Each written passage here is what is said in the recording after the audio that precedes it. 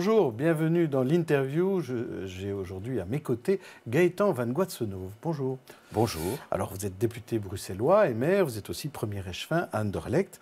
Tout d'abord, cette question concernant cette problématique du centre d'accueil au parc Maximilien, tout près de la gare du Nord. Le gouvernement bruxellois voudrait un centre de préaccueil, mais le fédéral n'en veut pas. Quelle est votre réaction? Trois possibilités. Réaction A, Bruxelles doit prendre ses responsabilités quand rien ne bouge. Réaction B, la région empiète sur les compétences du fédéral. Et réponse C, la NVA mène la danse au fédéral. Alors, quelle est votre réaction? La deuxième réponse, très clairement, de mon point de vue, il s'agit là d'une gesticulation du gouvernement régional qui, au demeurant, dit qu'il va mettre à disposition 500 000 €, mais se faire rembourser, etc. Tout ça n'est pas très sérieux. On sait évidemment que la question des réfugiés est une question difficile. Les réfugiés dont il s'agit, ce sont pour l'essentiel, même exclusivement des réfugiés qui ont comme objectif de rejoindre l'Angleterre, qui ne demandent d'ailleurs pas d'être reconnus comme réfugiés ici en Belgique, sauf quoi il pourrait l'être, ceci dit en passant. Le ministre considère qu'il est en mesure de résorber progressivement le problème. Le risque, évidemment, par rapport à ce genre d'initiative, c'est de créer, évidemment, un appel d'air et des difficultés à Bruxelles. Je pense que Bruxelles a d'autres enjeux, notre région a d'autres obligations. Par exemple, la question d'intégrer les primo-arrivants au travers d'un parcours obligatoire. Là, la région pourrait investir son temps et son argent. Elle ne le fait pas. Par contre, pour créer une polémique à l'encontre du fédéral, elle ne loupe jamais l'occasion. Vous ne pouvez pas nier qu'il y a un problème aussi, et dans le quartier du parc Maximilien, et dans le quartier de la gare du Nord, les habitants ne sont pas très satisfaits de la situation. Donc il faut quand même trouver une solution. En dehors même de la situation au niveau des droits de l'homme, il y a aussi une situation d'êtres humains sur place et de problèmes de nuisance de manière générale. Est-ce que le gouvernement fédéral, là, il ne fait rien? Donc, ce n'est pas vrai que... Vous ne trouvez pas que le gouvernement régional, à un moment donné, doit prendre ses... que le gouvernement régional prenne ses responsabilités et gère ses dossiers. Il y a du boulot. Et dans bien des questions, c'est insuffisant. Par rapport au fédéral, il y a des chiffres européens qui disent que nous sommes 7e sur 28 États par rapport à l'obtention de visas pour réfugiés. Ça montre bien qu'on n'est pas des monstres en Belgique. Mais avec de fausses bonnes solutions, on risque de créer les difficultés qu'on connaît à Calais ou, par exemple, qu'on peut connaître aussi à Paris au travers des initiatives un peu semblables qu'a pris Mme Anne Hidalgo.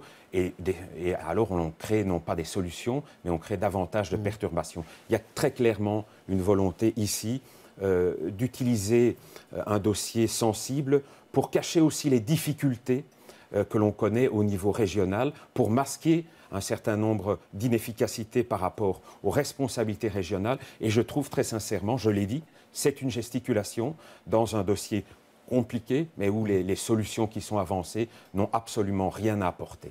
Alors, avant de revenir sur les dossiers régionaux, il y a un dossier un peu plus large, c'est celui du service minimum dans les transports.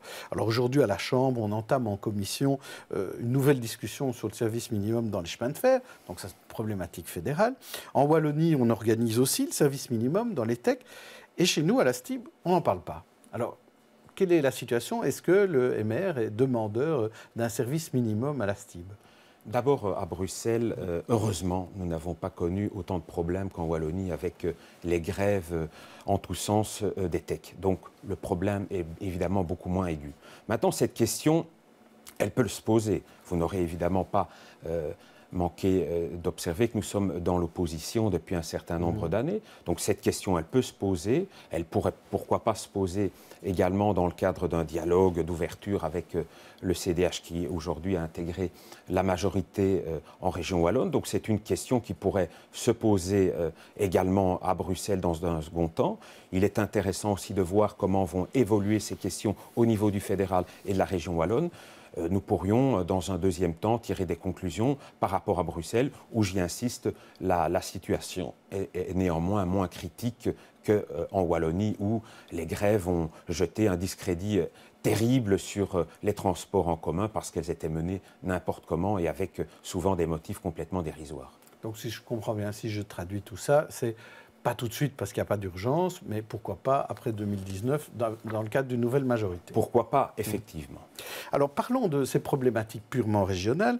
Vous aviez pointé, même si c'est à la Fédération Wallonie-Bruxelles, mais ça concerne Bruxelles, le Pâté Palace, ce fameux Pâté Palace qui devait ouvrir là, au mois de novembre, grand cinéma, grande action culturelle sur le piétonnier, et finalement, il risque de ne même pas ouvrir en novembre. C'est un peu tragique parce que c'était un des projets qui allait ramener à Bruxelles, capitale de l'Europe, une vitrine pour le cinéma belge, qui est devenu un cinéma important en Europe et dans le monde. Une occasion à la Fédération Wallonie-Bruxelles de faire rayonner notre culture au niveau national et international, et un dossier qui est en train d'être gaspillé. 19 millions d'euros déjà investis, et aujourd'hui, on sent bien que dans le chef de M. Flao, une volonté de se débarrasser d'un dossier qui risque de coûter cher sur le long terme.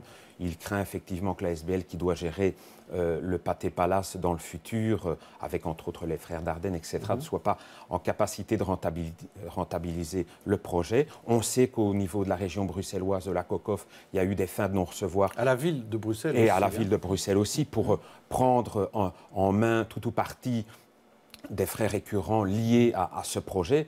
Que va-t-on faire? Le revendre à perte? Abandonner un projet dont on parle depuis tant d'années? Il y va de la crédibilité des institutions francophones bruxelloises et de la Fédération Wallonie-Bruxelles. Très franchement, je ne peux pas imaginer un quart de seconde qu'un projet aussi important culturellement, qui devait vivre dans le cœur du cœur de la capitale de l'Europe, soit tout simplement abandonné. Donc, moi, j'en appelle à l'ensemble des responsables régionaux bruxellois, de la Fédération, de la COCOF, de la ville de Bruxelles, de se mettre autour de la table et de trouver une solution. Alors, autre exemple de monstre du Loch Ness bruxellois, c'est la Cité des métiers qui doit réunir Actiris Bruxelles Formation et le VDAB. Ça devait être déjà en place en 2016 et là, toujours rien. Est-ce qu'on a une vision un peu plus claire sur cette Cité des métiers? En 2015, on a fait l'annonce du lancement d'un projet que nous soutenions, parce que nous sommes une opposition, mais constructive. Et quand il y a un bon projet, on est prêt effectivement à le soutenir. C'était attendu pour 2016, on a interpellé en 2017, on nous dit qu'à cause de sombres questions urbanistiques, il faudra attendre 2018. Est-ce qu'en 2018, on ne va pas nous objecter autre chose? Bref, c'est la maladie bruxelloise, comme je y venais lors du début de notre entrevue. On annonce beaucoup de choses.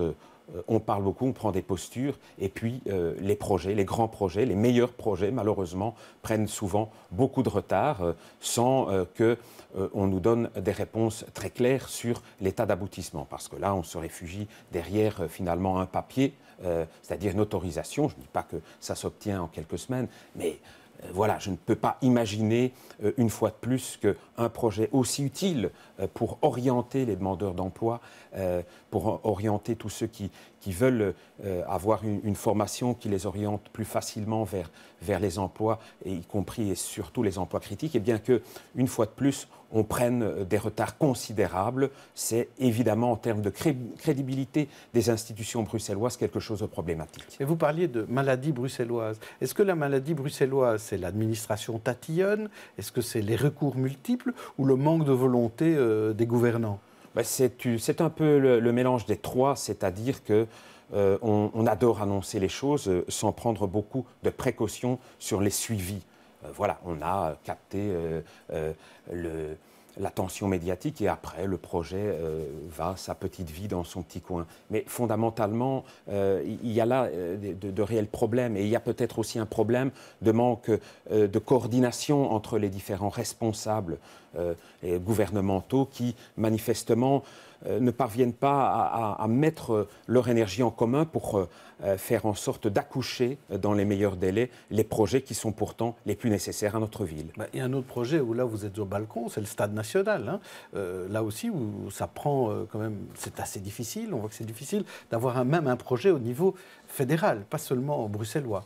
Vous êtes plutôt content que ce projet ne se fasse pas? Je suis à la fois soulagé parce que cela solutionne, du moins provisoirement, l'éventuel départ du RSCA d'Anderlecht, mais ça laisse la question ouverte et pour l'instant, il n'y a pas de vrai projet non plus quant à l'avenir du RSC à Anderlecht. Mais d'un autre côté, Vous êtes persuadé que le Stade national ne se fera pas? Je n'en suis pas persuadé, mais par rapport à l'objectif de l'Euro 2020, ça commence à devenir compliqué. Par contre, je suis un petit peu préoccupé quant à la capacité de pouvoir mener de grands projets. On parle de celui-là, on pourrait parler aussi de Citroën.